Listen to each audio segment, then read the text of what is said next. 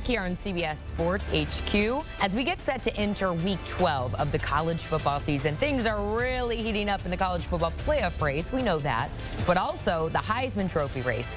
For more on the current odds in the path to the Heisman Trophy, let's go ahead and turn things over to our own Sportsline analyst, Mackenzie Brooks. Hey, Mackenzie. Hey, Jordan. You know, I've been watching this race like a hawk every single week, seeing what causes certain things to happen. Now, we're looking at Travis Hunter and Gabriel. Jeanty's still in that mix as well, but I want to focus on Hunter and Gabriel because these are two guys that really can start to move the needle this week specifically. So we're talking about what can you do to control your own destiny, stay in the driver's seat. Now, for Dillon Gabriel, we realized it's pretty hard for him, okay? We watched Cam Ward go down last week, right? You'd think that everybody in the race would inherit a little bit of his downfall. His odds actually got worse. I mean, this is a guy who put up 3 passing touchdowns, beat Maryland by 20-some points, and his odds to win the Heisman got worse, as Ward's even got worse too. So clearly, it is a tall task here for Gabriel. Not only does he need to go undefeated in the regular season, probably needs to win the Big Ten championship. And on top of that, instead of 3 passing touchdowns a game, it's probably 4 passing touchdowns a game. Like, the bar is so high for him because he's not even, he has to compete with Bo Nix too when you talk about historically as well. So that's why this is very hard for him, sitting around a 21% chance to do all of this at once and secure the seat. Now, if we go over to Hunter, not to say I told you so, but I told you so, he is a direct correlation of inheriting the downfalls of others. We saw Ward when they were winning last week. Ward's odds were getting shorter. Hunter's odds were getting longer. When Ward started losing, Travis Hunter's odds starts inheriting them. They get shorter. So now you're seeing Hunter sitting at 53%.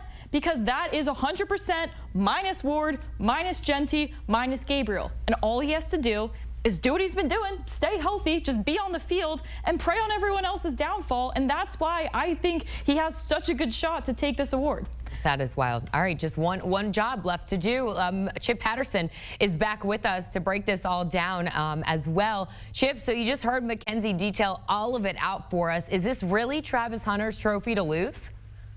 Absolutely. I mean, we already talked about him as a one-of-one Heisman candidate. Somebody we just had never seen before to be able to play at truly like an all-American caliber level on both sides of the ball. Because, yeah, we've had our Charles Woodson Heisman winner who played a little bit of wide receiver. We've had some two-way stars in the past. Maybe you've got like Chris Gamble fantasies of the way things looked in the early 2000s. But I will tell you that we have not seen a player who has been an all-American caliber cornerback while also being a top 10 wide receiver. He is top 10 in receiving yards per game. He is top 10 in receiving touchdowns. The snap count that you see floating around all the time just shows us we haven't seen anybody who's been so important to their team's success. And team success is the other part of this, because while about a month ago I wrote for CBSSports.com the idea about Travis Hunter as a one-of-one unprecedented Heisman Trophy candidate, we were always understanding that Colorado's team success would change the stages that he is on. Well, we look up, it's mid-November, and Colorado is in the mix for the Big 12 title. Colorado controls its own destiny, where if Colorado wins out the rest of the way, they are playing for the Big 12 championship. And why is that important? Because not everybody gets to play on Championship Saturday. Heisman ballots are due right after the conference championship game, which gives Travis Hunter one thing that maybe not everybody in this race will have, which is an opportunity to play on the biggest stage in college football prior to Selection Sunday, an opportunity to show out and potentially be a reason why Deion Sanders, Shedeur Sanders, Travis Hunter, and this Colorado Buffs team make it to the college football playoff. So all of the other stuff that we could not predict 1 week ago is now even more impactful in terms of Travis Hunter. And so, yes, like, he is inheriting the failures of others, but he is also maintaining what has been an absolutely historic contribution. The Heisman Trophy is for the most outstanding player in college football. That is the way it's been written for years. And what is more outstanding than somebody has done something that we have never seen before? So just a follow-up there, Chip. How do you feel about his chances to win the Heisman if Colorado does not win the Big 12? It's going to be challenged based on the Heisman voter that looks at quarterbacks, that looks at best player, best team. If you've got a 13-0 Oregon with Dillon Gabriel showing out against, like, let's just say an Ohio State defense in Indianapolis on CBS, America's most watched network, the network of stars, then Dillon Gabriel is going to get a lot of attention. he might even take some of those West Coast votes, because not to get all electoral about this, but those 800 plus votes are split out by region. And if all of a sudden Travis Hunter starts to lose some first place West Coast votes to Dillon Gabriel, if Dillon Gabriel gets the support of places where he used to play, like Central Florida down in the South, or Oklahoma there in the Midwest, then you could start to see Dillon Gabriel start to eclipse him. But to me, that would be Dillon Gabriel getting the quarterback, getting the best team, best player type advantages that we have historically seen Heisman Trophy voters gravitate towards. All right, well, Travis Hunter and Colorado well on their way. The path is clear, and it continues this weekend as they face Utah, which we did see they have a 63% chance to win that game. Well, you mentioned him. I want to piggyback off of that. Dillon Gabriel, right now, he has a 21% chance of winning the Heisman, but his team has an opportunity this weekend to clinch a spot in the Big Ten title game, which is on CBS this year. We cannot wait for it. They face Wisconsin this weekend. What are you expecting from Camp Randall, Chip? I think that it is going to be up to Dillon Gabriel to make sure that you put Wisconsin away early. And here's what I mean by that. Oregon is playing its 8th game in a row without a break. We have not seen that at the power conference level this season in a year where most teams are getting 2 byes. Oregon got one early. They'll get one right after this game. So if you've got a team that might be running a little bit low on gas, playing on the road at night in a hostile environment, that is where I need that 6th-year senior quarterback to be able to do all of the intangibles, to be able to lift his team up, to make sure that they take Wisconsin fans out of the game early, score touchdowns on your opening possessions, and be able to create a margin that Wisconsin is just simply not able to overcome. He has to avoid the kind of mistakes that he had early in the season, and he needs to be able to continue to build on what I think has been a great trajectory of his play throughout the year. Because while we did have Bo Nix play awesome for Oregon last year, he had been at Oregon the year prior. This has been Dillon Gabriel trying to get 2 years of the Bo Nix experience jammed into one, and I really do think he's done a better job at the back half of the season than he was at the beginning. And one last piece of this, Dan Lanning, after being up in Ann Arbor and watching Oregon win in the Big House, after the game, Dan Lanning could not stop talking about his quarterback, and he wants us, the media, to start talking about his quarterback as one of the best players in the entire country.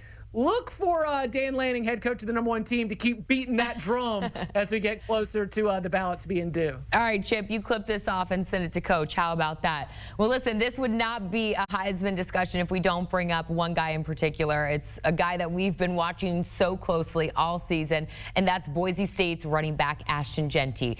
He is still on pace to break Barry Sanders' record. You know, what Travis Hunter is doing is crazy. We know this. We've harped on this. This is not to take away from that. However, is it disrespectful to have Jeanty so far down on the Heisman board when history is in reach for him, Chip? A little bit. Absolutely. I mean, there are years where the Heisman Trophy is won by whoever finished on top, and there are years where you wish you could have multiple Heisman Trophies. Let's go back to 2005. Doesn't it feel like Vince Young and Reggie Bush both deserved a Heisman Trophy for that college football season? I say yes. And I think that if Ashton Jeanty does end up breaking the record, then that will be a scenario where if he does not win the Heisman Trophy and Travis Hunter does, for example, you're going to be like, man, I wish we had 2 Heisman Trophies this year, and let's take one from somebody else from the past. But ultimately, I go back to that Melvin Gordon season, and I'm glad that we've got this up right now because Melvin Gordon came very close to Barry Sanders' record, and he did finish as a finalist. Heck, he finished as the runner-up.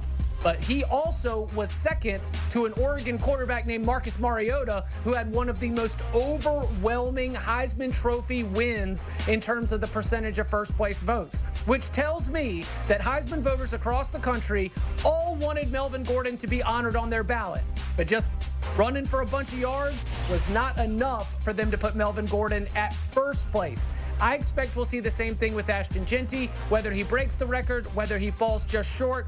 My expectation is that Ashton Jeanty is going to load up on second place and third place votes on the ballot, but that it's going to be very tough, given where Travis Hunter and Dillon Gabriel are, for him to collect enough first place votes to actually win.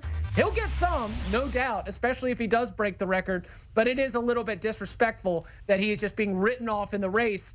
The problem is the competition, and we can't give out 2 Heisman trophies. Yeah, I could see him having a picture maybe of the odds on his home screensaver and just looking at it before game day. He is well on his way, and it's been fun regardless to watch him soar. So lastly, we have to get to another guy on this Heisman watch list, and that's Alabama's Jalen Milroe. He's coming off a career game to LSU last week. They play Mercer this week, but does he still have an opportunity elsewhere to really boost his candidacy?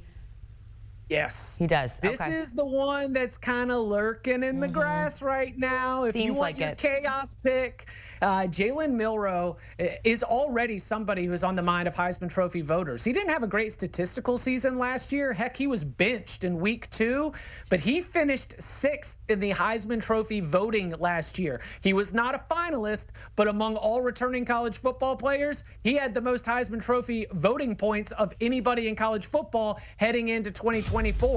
And what he has is something that, Jordan, we talked about earlier. Alabama's tiebreaker advantages give them a great chance to play in the SEC championship game. If Jalen Milroe continues to stack touchdowns over these final games, that would be Mercer, as you mentioned. That would be Oklahoma. That would be Auburn. If he continues to put up gaudy numbers in these 3 games and makes it to Atlanta, he will have that opportunity that I was talking about earlier, where the final day before the ballots are due, you are potentially the star quarterback in the SEC championship game. So does he need to hope for some other players to have some shaky moments between now and then? Yes. But if you want to go grab somebody down the board, I do think that Jalen Milroe, because of Alabama's tiebreaker advantages to make it to the SEC championship game, I mean, what would look more outstanding than watching Jalen Milroe be able to tear up a defense in Atlanta on the way to an SEC title? That, I think, is the path for Jalen Milroe. All right, definitely a possibility. Chip Patterson, thanks so much for hanging out with us here on CBS Sports HQ. You could hear more Heisman talk and more college football talk from Chip and the guys on the Cover 3 podcast. Scan that QR code on your screen and watch and listen wherever you get your podcasts.